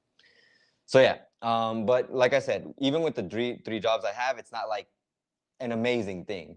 The economy here is terrible for people working. There are people who work and they earn less than the minimum wage. There are people who work and they have to work various jobs in order to make a living, in order to be able to buy things that they want, or even more so, things that they need. Because I know a lot of people will say, well, you don't have to buy the things that you want. You have to buy the things that you need. But at that point, you're just working to live, or living to work, or just working. So then what's the point? Like, at that point, you kind of feel like, why are you working then, if you're just doing things and never getting to enjoy the actual money you're making? So, you know, I don't know. I'm not in the of the mindset that you should have to, like, everything that you earn, like, should just be to be able to keep surviving. You should be able to enjoy what you earn. So yeah, that was a little bit of an update to that. That was something that I really wanted to talk about and tell everyone, because like, I'm really happy and like proud of myself in a way, and thankful to everyone who supported me, because like, if it weren't also for the support from channel members, from donations, buy me a coffee, like, I wouldn't be able to do this. Like, tell my dad, take a day off, help out with the bills, so that way it's like everything is chill over here. Let's see here. Living, loving abroad. Got to run, Ace. We got to get together again for another talk video, for sure, for sure. I'm pretty sure Steve and LaShawn already left, but I appreciate them being here. David, that's a great point. It takes time to change this. Attacking everything at a deeper physiological level Raising the youth in a different manner is where it starts. Better schools and such. Water and lemon is very healthy for the gut, especially. Yes. So I do think it's a really important thing to teach the kids to be better. At the school where I'm working at, it's kind of funny because the kids, we have this system where we have to change classes. Over here, that's very uncommon. We have to change classrooms sometimes. And the kids are like, when they come back to the class, when they come to the class, sometimes there's like a mess in the class. And they're like, oh, we're going to leave the mess because in our class, they leave a mess. And I told them, no, we're going to clean it up because we don't have to be like them. We don't have to be like that. We have to be better. And I'm not saying, and I told them, it's not egotistical. You're not trying to be better than them. You're trying to be better because you have to be better each and every day. I'm hoping these lessons get through to them in the positive sense, because I'm like, I want them to be like responsible with things. I don't want them to think that people have to do things for them, or because someone did something bad to them, they have to do something bad to someone else. Life isn't about revenge. It's about, vengeance or revenge. It's about doing what's right. And of course, living and loving your life. Water and lemon, like we said before. You know, I remember an investigation I did, and I know a lot of people might say that the situation with Dr. Berg, something about Scientology. I honestly, when I watched Dr. Berg's video, I respect his opinion on the science, like the nutritional information. I don't know anything about Scientology, I think it's called.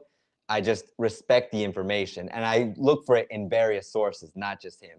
But basically, I remember hearing about how the lemon kind of dissolves like certain, like, I think it was kidney stones that you might develop in the process of your life. So it's useful. Of course, you can't put sugar in it because that's gonna ruin the whole thing, but you know. Amir, hello. As a foreigner planning to visit Ecuador, what can we do differently as our part to help subdue the disturbances? That's a very interesting social question, I think.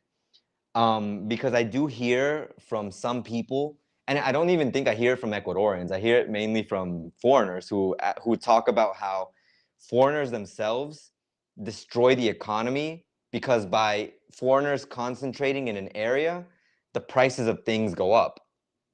And I think then in that sense, the thing that foreigners can do is avoid concentrating in specific areas.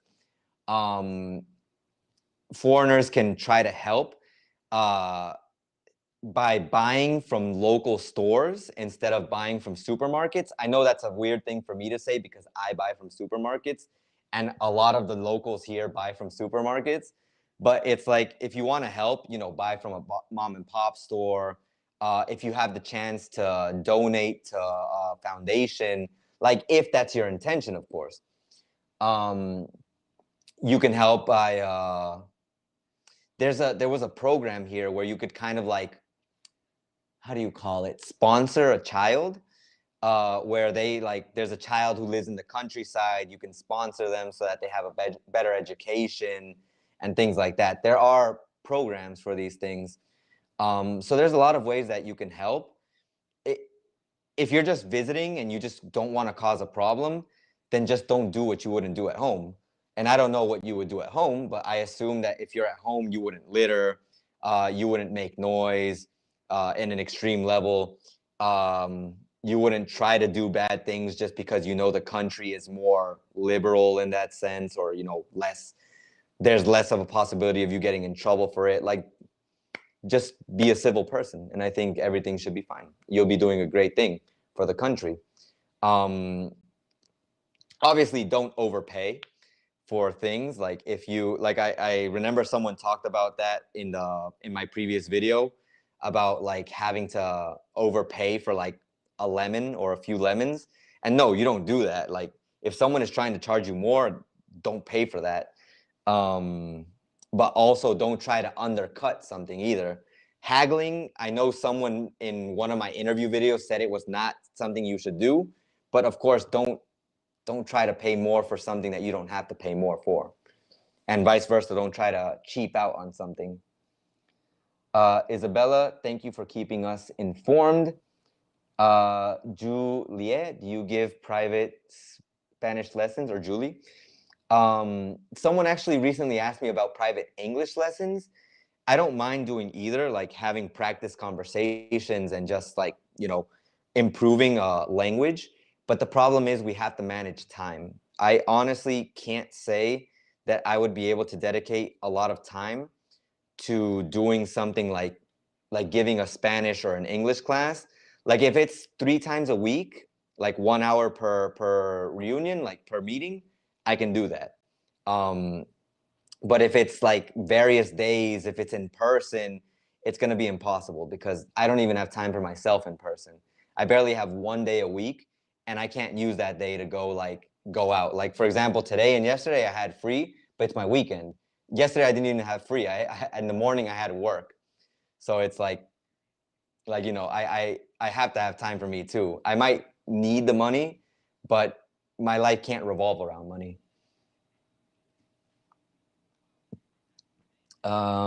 Let's see here. So yeah, if you need a Spanish lesson, I can also help you find someone who I trust would be able to help you with that. Send me an email to my channel business email. Let me just put my email in the chat.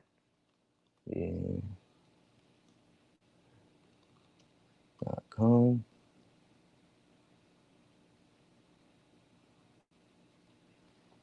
So that if you need to contact me, please through that email is fine. And yeah, Magic, I'm glad you can give your father a day off. You're a great son. Congrats. Thank you very much. I've been wanting to help my dad out for a long time in that aspect, because it's just like I'm not an ungrateful or unaware son. Like I see how hard he works, and it's like I've always thought about what's the best way to help him out without completely, I guess you could say, destroying the structure of the way I live my life either. Because if I had to work all day, then what would be the point of giving him a day off if I'm just going to torture myself for that? But for now, I think I come up with a good solution. Does your father have employees to cover the restaurant so he can take a day or two off? Is he the only person in the restaurant? He is indeed the only person in the restaurant. We can't afford to have employees because economically, it wouldn't make sense. It would just, if we're in a tough situation now, and this is something that as a channel member, I know you know, but like not everyone knows. If we're in a tough situation now, economically, if we had to hire employees, like we wouldn't be able to, or we would be in a worse situation. Gil, hello. That's actually huge. Must have felt insanely gratifying to secure him a day off. Believe me, I was really happy to help my dad out in that aspect. Because like I said, he's just done so much, and I think he needs it. By David, proud of you, brother. I'm 100% sure your dad as well. I gotta run, but it's great to hear from you. You're raising awareness, and what you're doing will make a difference. Thank you, David. I always try. There was actually an image I saw the other day. I can't remember exactly what it said, but it was something like, I want to make a difference while doing something that I love. And I really like doing this. I like YouTube. I like having an audience and being able to talk to you guys, being able to help in this way. And I really always hope that what I'm doing makes a difference in someone's life. Maybe saves them something when they come on a trip, or when they decide to live here, or something. Daniel, I also believe that some travelers, they don't do research and don't leave their ego at home, placing high expectations on Latin American countries like Ecuador. Yeah, sometimes I do think there is a bit of a mentality that and to tell you something that I've heard about also, people come thinking that they're better than everyone over here, so they think that they can just take advantage of things in the country, and that's not okay. We ask for respect, not us, not Ecuadorians, but people ask for respect but sometimes they're not willing to give it, or they go to other places in order to become something that they're not at, that they're not at the place that they're from originally. So it's a thing. Hey folks, I noticed that the only thumbs up, and we have 53 watching. Yeah, please leave a like on this live stream. I appreciate the support, everyone. Let's see here. Lisa, that is such great news, Ace. What a huge improvement you've made in your dad's life. Definitely, definitely. I've been seeing him a little bit more stressed these days, so I'm just kind of happy to give him that time off. Take it easy, David. Thanks for being here, and I hope you and your family are doing well. Say hi to little Dave. I like to call him little Dave, but you know. Let's see. Well done. Doing what's right is the key. Daniel, what are some of your favorite YouTube channels? I feel there are some great ones to inspire you. My favorite ones are, let me put the just chatting scene because I think we're done with the news over here. My favorite ones are MKBHD, Marquez Brownlee. He is a tech YouTuber. He is always very honest with his reviews.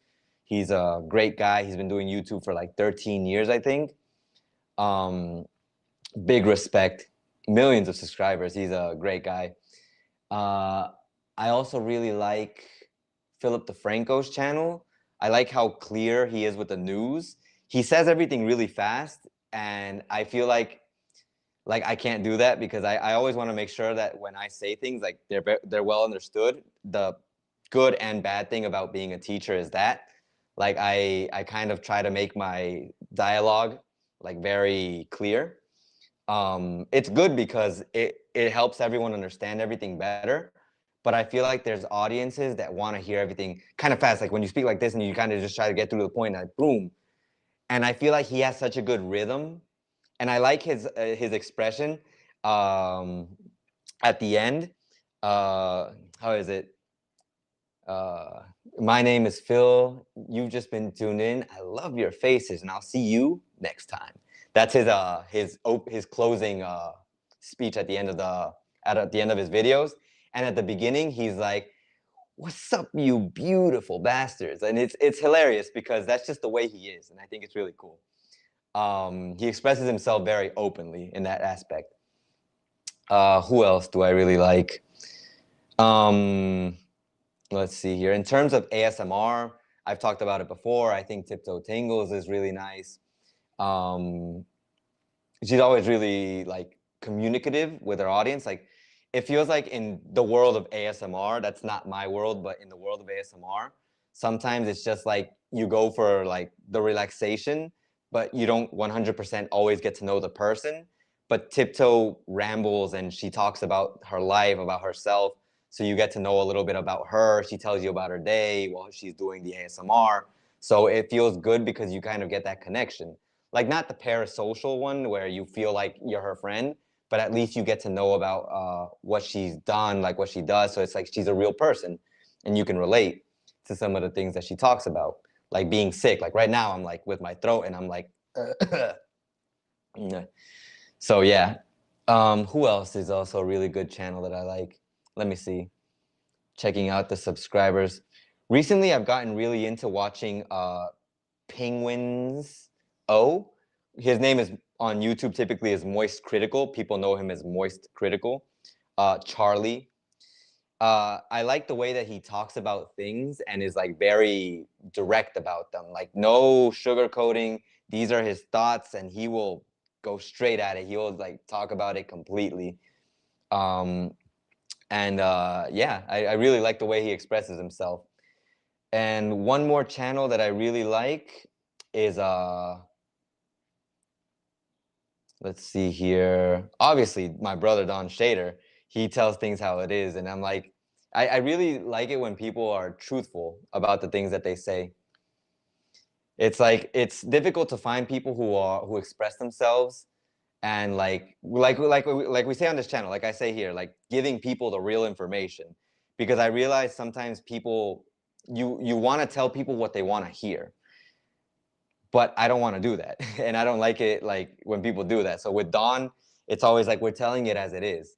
So it's like people know the reality of the situation. So yeah, those are the channels that I really like. There are others that I think are really cool too. Like, of course, in my space, Living Loving Abroad, Louis of Ecuador.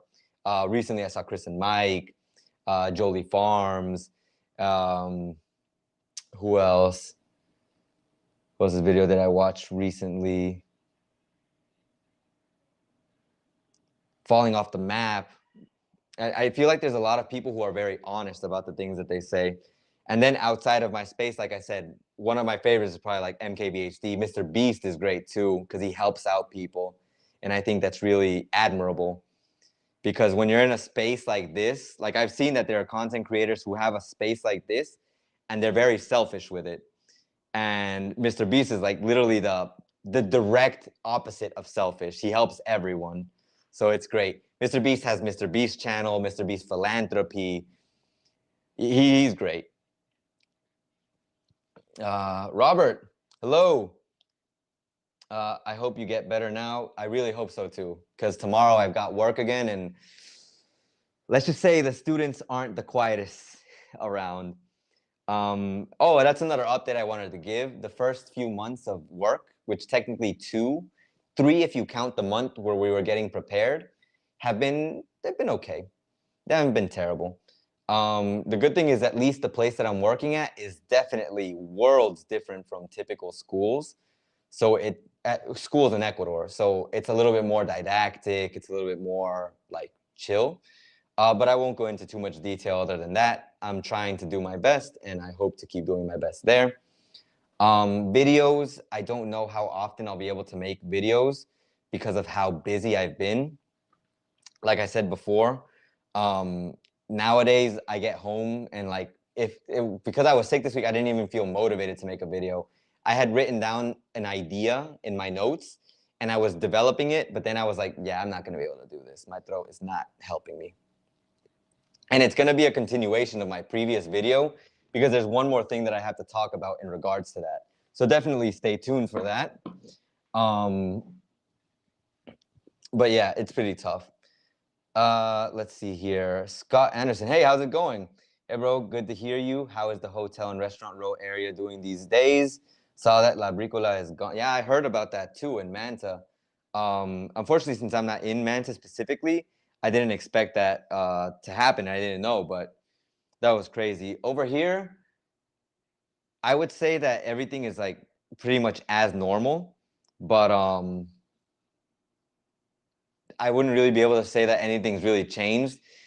People, well, this is something that I wanted to talk about in a video, but just to give a bit of a heads up, like people don't want to go out like as much as before. Like we talked about this before, like in the reality of Ecuadorian like of lifestyle, but because of the crime, the danger, the fear of something happening, people are scared to go out, and businesses that rely on people going out are kind of like suffering.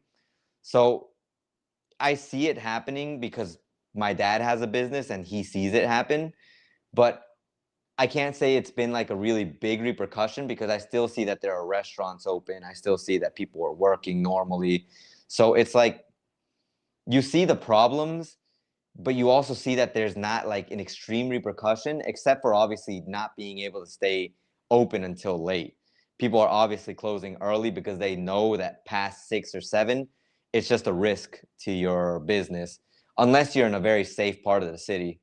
That's why my dad can even risk staying until late, also because he's not involved in any of these weird things. Let's see here. Vilcabamba real estate disclosures. Wasn't the banana president's empire based on cocaine trafficking?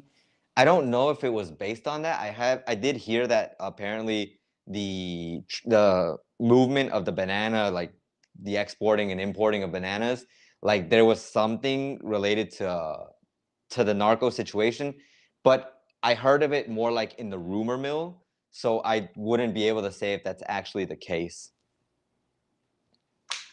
I do know that there's the whole situation of the tax evasion from his dad, but not much more than that. Yep, that's what the situation is on the coast. Yeah, It's kind of scary. That's why I always tell like people in general, just don't go out past 7 walking because it's not worth it. If you're gonna be in a vehicle or if you're gonna go into a place that has security, like go for it. But like don't walk around, don't like risk it, don't go out with things that are like important to you because it's not worth it. People don't want to travel as much. There's a little bit less of an inclination to travel.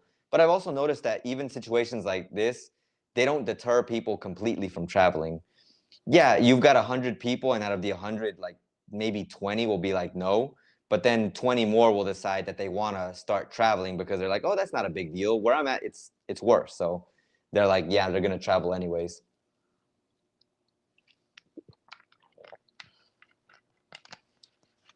Or they'll just travel to a different part of the country, which is also, I think, a really good idea when you're in a situation like that.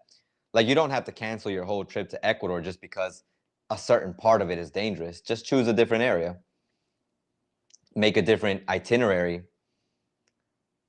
Like, I would definitely, like, if I were coming to Ecuador, if I weren't here already, I would be like, all right, one place I have to go to, Galapagos, for sure. Then I have to go to Cuenca. I want to see what that's like. Then I definitely want to go to Mindo. They say it's really pretty. Baños, amazing. Like, I would just like create an itinerary of going to the places that I think are going to be really good. And if I wanted to visit like the coast because everyone says the food is amazing, look for the place that has the supposed best food. Go there with a group like a day, try the food and leave. Done. Like, don't risk it. Just make your schedule, your itinerary something that is not going to put you at risk, you know?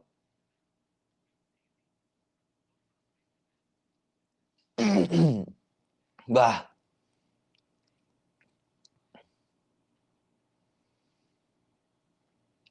All right. So, does anyone have any questions in regards to the situation or to anything related to today's conversation? I don't remember if there were any other updates I wanted to give specifically. There are more updates that I have, but I'll probably give updates to the people who are in my members. Uh, like I always give, members have that privilege, by the way. They always get videos earlier, a few days earlier.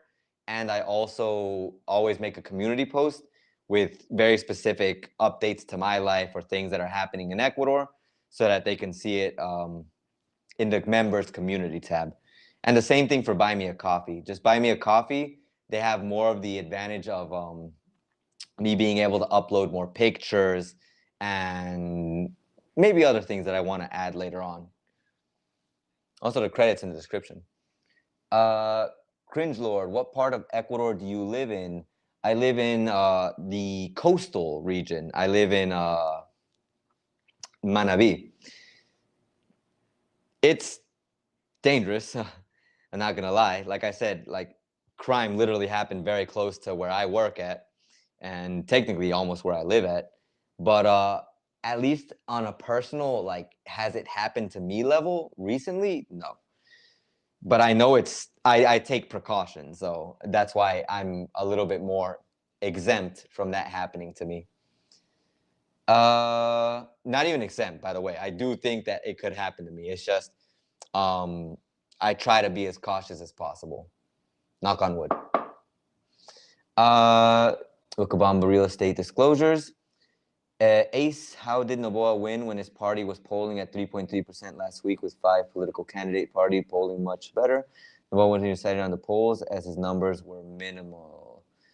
In the election that Noboa won, like the one that, of course, he's the president now, it was because the candidates that were the people who were supporting Villavicencio, they all decided to support Noboa because Noboa wasn't talking about Correísmo. And that's what everyone talked about when that happened. Because there were so many people, like all the other candidates were in some way mentioning Correísmo, like Rafael Correa and his political party, they were tired of it. So Fernando Villavicencio's party, when that got dissolved, they all supported Noboa. And then after when Noboa won, and it was Noboa versus Luisa, everyone who was no one who was supporting the other candidates were going to vote for Luisa, because no one wants to, those parties don't want to support Correísmo. If they did, they wouldn't even exist. So they all supported Noboa, which was the better of the two options. Julie, is there more power outages planned for June? I missed the beginning of your live. It's okay. I wasn't sure what time I was going to start the live stream today, so it's understandable. Apparently, no. That was something we talked about earlier. I think I still have that tab open. Let me see. Indeed, I do. Let me show you that. So here, as you can see, the official detailed that as of June 2nd, there will be no electricity rationing. That is until June 9th. Currently, that's all we know. It could be that after June 9th, there's rationing, but in the same way, it could be that there's no rationing until who knows when. Maybe it's done, which I don't think so, because I remember somewhere in one of these articles that I have open, it talked about that the situation isn't completely fixed. It's just temporarily better. Big tiny home adventure. How's Ayampe right now? I wouldn't be able to tell you specifically how it is at this moment, but I have not heard about anything terrible happening in Ayampe as of late. So I think it's not in the worst situation possible. Let's see here. Vicabamba real estate disclosure. So Noboa benefited from Fernando's assassination. Noboa may have been behind it. There were people who thought that. There were honestly people who had that idea, but we wouldn't be able to know. And we could speculate that that's a possibility, but there's so many things that we could speculate on as well. For example, if you wanted to speculate, there were people who were saying that if Luisa won, what she was going to do is she was going to make it so that Correa could come back to the country without facing criminal charges. That was a theory that was there too. And if you think about it, Correa is a criminal. He should be paying for his crimes, yet he hasn't. So there's a lot of things we could assume that this could happen, but there's no guarantees. If you want honesty, then in my honest opinion, President Noboa's police military entry into the Mexican embassy and breaking of diplomatic relations damages Ecuador more than crime, because you can pick your city, but your biz as a foreigner to be respected and inviolate. When that is in doubt, Ecuador loses. I think we talked about that the last time we had the live stream and we talked about the whole invasion of the Mexican embassy. There is going to be, in my opinion, a lack of trust from other countries here. And in the long term, that could make Ecuador lose, because if you don't have trust from other countries, there's no investments, there's no support when we need it. So many things can happen from that, but we don't know. Beyond borders, with AMLO on his way out, do you feel that Ecuador and Mexico may have improved relations? Depends on how the next president who goes into office works. If they're someone who wants to be spiteful and no, Ecuador did this, we want to still fight with Ecuador, then things are going to stay the same. I think it wouldn't be beneficial, because if the purpose, I had heard about the campaign of the next people who are coming into office. They're trying to eliminate the whole situation with cartels and stuff like that. Supposedly, they're always trying to do that. But anyways, if that's their objective and Ecuador has a similar objective, you would think that people with similar interests would align. They would work together, not against each other. Hard to say what's actually going to happen, but I have hope. I always have hope. I like to believe, like we say here in Spanish, one of the typical expressions, the last thing you lose is hope. So yeah, does anyone have any other questions or anything else they would like to mention? I can't seem to remember if there's anything else I wanted to mention other than I really do apologize for the rhythm of my videos. If I can make more, I will. If I can't, then like at the rhythm that I was before, then please be patient with me. I have one video in the wings that I haven't been able to finish editing just because it's so long and there's so much subtitles that need to go into it.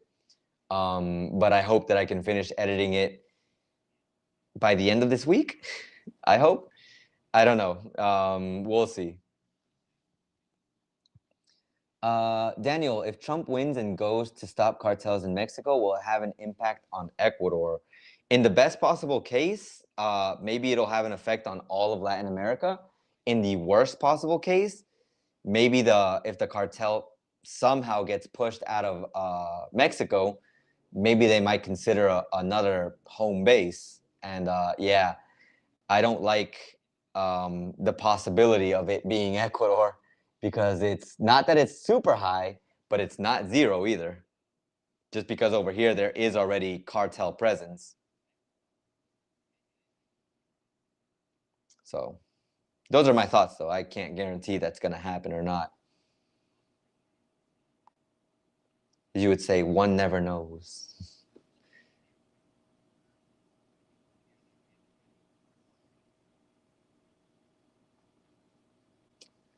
Any more questions? Anything else anyone would like to talk about? If not, I think now would be a good time to maybe end the stream. There's nothing else that I can immediately think of that I needed to talk about. Let's see here. Videos. We have the situation with the country. Daniel Noboa. The number 6, right. I had mentioned that to keep the number 6 months that Daniel Noboa has been in office in mind. Because remember, Daniel Noboa is not a president that's going to be in office for 4 years. So in 6 months, I feel like he's done a lot, but unfortunately, it's not perfect. But it's super hard with the short amount of time that you have in presidency, like Daniel Noboa has, to be able to do everything that needs to be done for the country. So I feel he's doing a good job. I just feel like his good job is being overshadowed by the fact that his term is so short and there's not enough time for him to do everything that needs to be done for the company for the country to completely be fixed. And then we go into what Topic said, and basically when he mentioned the part about how was it, the people who vote people in the power to not pay attention to just the things that you see. I want it to also apply to Noboa's situation. Don't just look at the things that he's doing. Think about the time that he's done it in and how much time you would actually need to be able to fix such a complex set of issues that a country like Ecuador has. It's so much to really look at. And I'm just hoping that eventually, I don't know when, but eventually things get better, because that's always my hope for the country. So remember, keep in mind that there is a state of emergency, 60 days, increased military presence in 7 provinces, electrical outages, at least for this week, there will be none. There should be none, because that's what it said. Noboa, short-term in process, truly, and he's done a lot of good things. And yeah, other than that, I really do appreciate everyone who was here and took the time to join today's stream. There were a lot of things that we had to talk about. I tried to compress it so that way anyone who's watching the replay doesn't feel like there was a lot to absorb. Remember, if you want to support me further, you can become a member on YouTube, a member on Buy Me a Coffee, or just if you want to donate something, I do appreciate it. It's never obligated, but it's always appreciated. If you have any questions aside from what was in the stream today, I left my email in the chat, the live chat, so you can send me an email, and when I have time, I'll do my best to answer the question. If it's not too specific, if it requires me to do something that is not in my reach at this moment, then I won't be able to answer it. But if it's something that I can answer an immediate question about something that's happening in an area or something, and I can answer it quickly, then I will. And yeah, one more comment. Next Mexican president is female who has reduced homicides in Mexico City as mayor by 50%, professionalizing police, improving investigations, and rooting out corruption. Excellent. I love the idea that a person who's doing good things, and not just right before an election, but apparently is making a big change, has the possibility to be in a position where they can maybe make even bigger changes. Even though it's not Ecuador, I want all of the Latin America, all of the world, I want everyone to be in a good position and for things to be better. Al, thank you for being here. It was a nice stream. Things will get better. Thank you. I really appreciate it, and I really do hope this goes away. It might take some time, but maybe by tomorrow I'll be fine. I don't know. Adios, Isabella. And bye to everyone. Please take care. Have an excellent rest of your day. We will hopefully talk soon. Next live stream will probably be in 2 weeks. At earliest, the 15th, at latest, the 22nd. If anything happens and I'm not able to do it on the 15th. Shinebomb is also a strong supporter of LGBTQ. All right. If there's any, remember, don't forget to send me an email if you have any other questions. Bye-bye. Take care. And yeah, I don't think there's anything else to say. Enjoy yourself on this lovely weekend. Bye-bye, everyone. I'll talk to you soon. Buenas tardes. Hasta luego. Let's see.